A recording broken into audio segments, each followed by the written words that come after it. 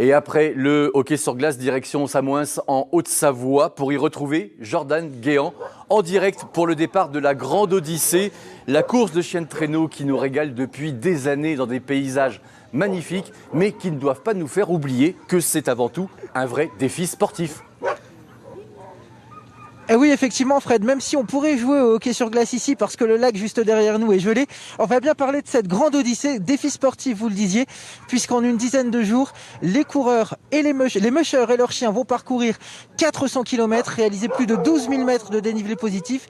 Imaginez, c'est un petit peu l'équivalent de 3 ascensions du Mont Blanc. Pour en parler, j'ai la chance ce midi d'avoir à mes côtés Rémi Coste, quadruple vainqueur de cette grande odyssée. Rémi, comment on se prépare à une épreuve aussi difficile? On dit que la grande odyssée est la course la plus dure du monde. Comment on s'y prépare? Alors c'est une course très spécifique parce qu'elle se déroule intégralement en montagne.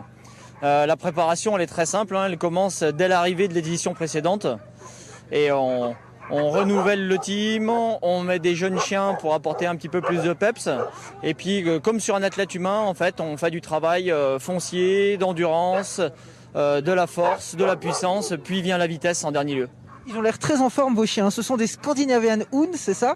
Racontez-nous un petit peu ce qu'elle a de particulier, cette espèce, physiquement et peut-être mentalement aussi, parce qu'il faut du mental pour faire une épreuve comme ça. Alors c'est vraiment en fait la Formule 1 des neiges, c'est un chien en fait qui a été créé par l'homme. Si on prend un raccourci, on va dire qu'on a pris un husky de Sibérie, qu'on a fait reproduire avec des chiens plus rapides, du chien de chasse, du braque, du pointer, du lévrier greyhound, et on obtient du Scandinavian Hound. Ça nous fait un chien qui a la capacité de tracter, qui est fort, endurant et surtout très sociable. Et qui a l'air d'avoir très envie de prendre le départ dans quelques heures. Ils sont tous très excités là. Oui, bon, on a fait 3600 en camion parce qu'on vient de Laponie suédoise. Ils ont fait 2-3 entraînements sur neige, mais là ils ont hâte d'en découdre. Alors, vous le disiez, c'est beaucoup de foncier. C'est-à-dire combien d'entraînements par semaine, quel kilométrage sur les sorties?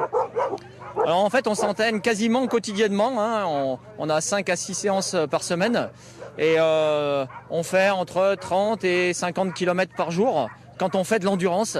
Et quand on fait de la vitesse, on fait maximum 30-36 km. Des formats qui ressemblent vraiment aux étapes d'aujourd'hui, aux étapes de cette course. C'est presque un marathon tous les jours pour ces chiens pendant la Grande Odyssée.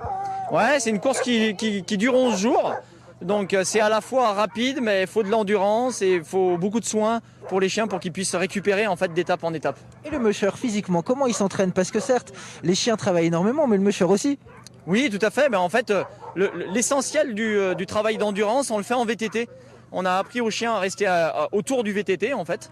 Et donc moi, je fais entre 30 et 80 km de VTT par jour pour pouvoir les aider sur la Grande Odyssée. Rémi, on disait 4 victoires déjà à votre actif, c'est le record sur la Grande Odyssée. On va croiser les doigts pour vous cette année. Comment vous la sentez cette édition qui se déroulera à huis clos? C'est assez exceptionnel, c'est un peu triste aussi peut-être?